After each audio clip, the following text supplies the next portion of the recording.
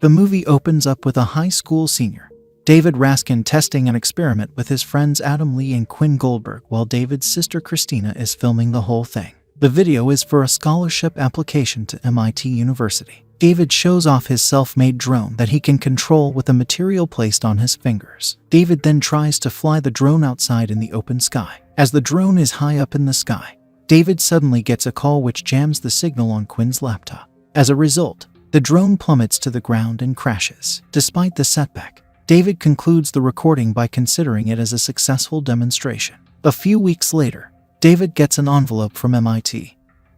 He becomes very happy after receiving it and gathers around his loved ones. David gets into MIT, but he only receives $5,000 instead of the proposed $45,000. He gets sad knowing that his mother will have a hard time paying the rest of the tuition fee. At school, we get to know that David has a crush on a girl named Jessie Pierce. Back home, David and Christina discover that Kathy is trying to sell the house to pay his tuition fee. David tries to convince her to not sell it, but she replies that if his father was alive, he would do the same. Confused, David starts searching through the attic. Christina also joins him and they find a videotape of David's 7th birthday party. It was the last day the two saw their dad, Ben, before he passed away in a car crash. The two look at the video, connecting the camera with their laptop. While watching the video, David notices something strange. He finds himself in his current age, physically visible in the video. He calls Adam and Quinn to his house and shows them the video. At first, they enjoy the video remembering their childhood,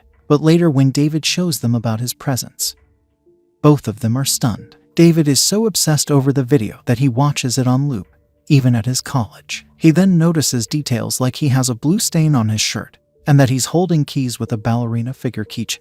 He tries to find the keychain in his bag but realizes that he is actually holding Jessie's bag. He immediately approaches her but has a hard time striking a conversation. Despite this, he manages to return the bag and she congratulates him on getting into MIT. In the next scene, the group heads to David's house basement and breaks into his father's research lab which has been locked after his death. There, they discover a hidden hatch in the floor containing blueprints for a temporal relocation device, aka the time machine. The boys become enthralled after reading about the device and decide to try and rebuild it all over again. After that, they begin gathering the materials required to construct it. We all know how this is going to end. Once everything is collected, they head back to the basement and arrange them together. However, the battery explodes when there is a shortage of power in the system. After a few failed tests, they realize that they will be requiring hydrogen to fuel the system. With no permit to buy it, they plan to steal hydrogen canisters from school. With Christina filming every move,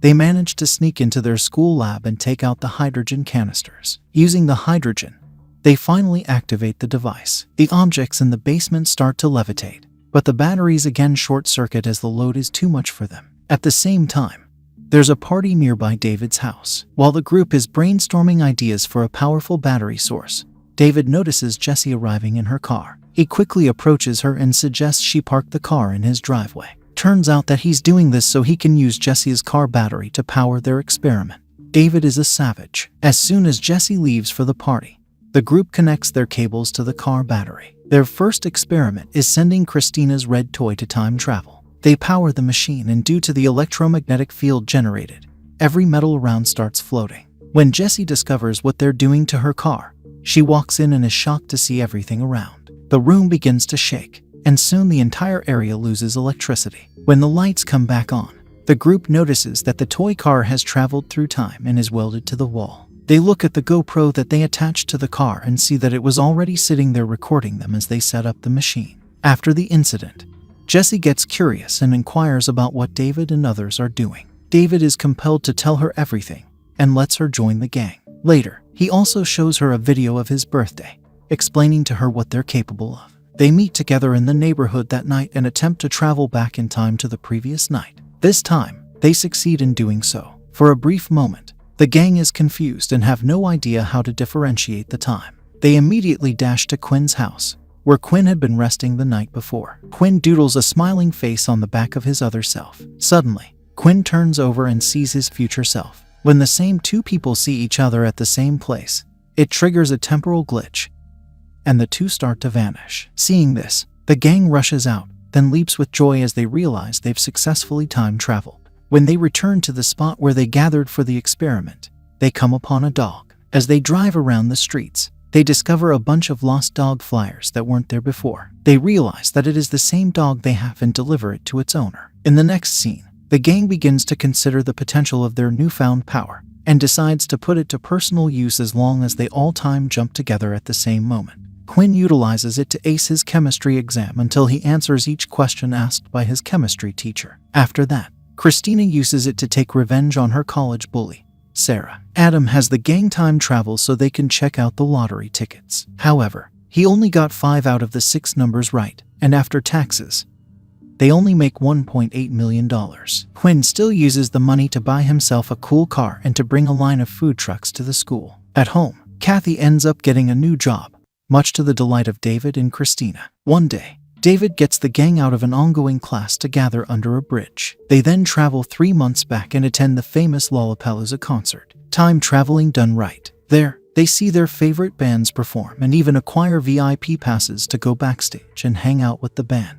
The gang is having a great time. They spend the entire day on the water slides and party. Slowly, Christina and Adam start liking each other. Before the day is done, David walks up to Jesse, who is looking at the wall that says "Before the world ends," and lists a variety of things one should do before they die. Jesse gives David major indications, such as the phrase, "Before the world dies, I want to fall in love." But David misses his opportunity to make a move, and they return to the present. When David gets home, he watches the Lollapalooza videotape and discovers that Jesse was actually dropping clues that she loves him. Frustrated with his failure, David jumps back alone to Lollapalooza and makes his move on Jessie. He kisses her and expresses his love for her before returning to the present. After he returns to his room, he tries to call Jessie to find out if his move was successful. He calls her only to find her phone ringing on his desk. To his surprise, Jessie emerges from the bathroom wearing only a towel. It turns out that after David's move, they are now a couple and are living together. David asks her if they made love and she says yes. My man finally did it. In the next scene, David notices some strange things at school. The basketball captain, Justin, has a broken leg. Even the ever-confident bully Sarah is seen cry. Also, there's a banner hung up that reads Titans basketball, better luck next year. After school, David learns from Adam and Quinn that there was a plane crash that killed 77 people, including Sarah's dad, who was the pilot. The boys think that their time traveling is responsible for this, as well as the basketball team losing the championship. At home, David does a recheck on all the accidents that happened recently. He then decides to go and stop the accidents, starting with Justin's broken leg. Late at night, David calls his group for an urgent meeting. Before everyone reaches there, David calls Adam aside and reveals that he time traveled alone. Despite Adam's warnings to not do it again, David returns to the night of the party alone. Wasting no time, he jumps into the street and rescues Justin from an incoming car. Witnessing his heroics, everyone around starts applauding him. When David returns to the present, he notices that the squad has not only won the title, but also that the plane has landed safely. However, following an incident after the basketball game, Adam winds up in the hospital. He goes to see Adam, but has no idea about how he ended up there. Later, David dashes home and tries to find out how to keep Adam safe. When he is setting up the machine, Jessie suddenly enters the basement. This causes both of them to travel back together, and David is compelled to reveal that he went back alone to make his move on her. Hearing this, Jessie becomes upset. However, she reveals that she has liked David since the first time she saw him and that she wishes she could use the machine to meet him sooner. Meanwhile, Jessie's former self appears, and when they see each other, her appearance starts glitching and she vanishes entirely, leaving just her vehicle keys. It is the same key with the ballerina keychain. Seeing no other option, David chooses to travel back in time to his 7th birthday in order to destroy the machine before it can ever exist. After Jessie goes missing, Quinn returns to his house. David informs him of the issue and apologizes for his error. When the police arrive at David's house, they accuse him of being involved in Jessie's kidnapping. At the same time, he tries to use the machine to go back in time and to settle the issues, but the hydrogen in their possession finishes. David flees his house and dashes to the school, where he steals another hydrogen canister. The cops also arrive, and as they are about to shoot him, he refuels the machine and travels to his 7th birthday. David travels 10 years back in time and returns home. In the mirror, he sees himself, just like he had seen in the video. He follows his father to the basement, where they confront one another. Ben sees his son and understands he is the one who got the device to operate. David reminds him that there are no do-overs and that they must put an end to this. As they are talking, Ben gets an emergency call and departs after hugging his son. Soon after, David collects and destroys all of the time machine's components so that it cannot be rebuilt again. The scene then shifts to the present where David has returned home and is searching the attic with Christina. They discover their father's video camera, but this time, it doesn't have any unusual videos. This implies that after the time machine was destroyed, all their time travel events were erased. In the last scene, David is at school and notices that he has Jessie's bag. This time, he walks over to her with more confidence, and he recounts what Jessie said to him the first time they spoke. When she questions how he knew what she was about to say, David replies, "This is going to sound insane, but I think we're about to change the world."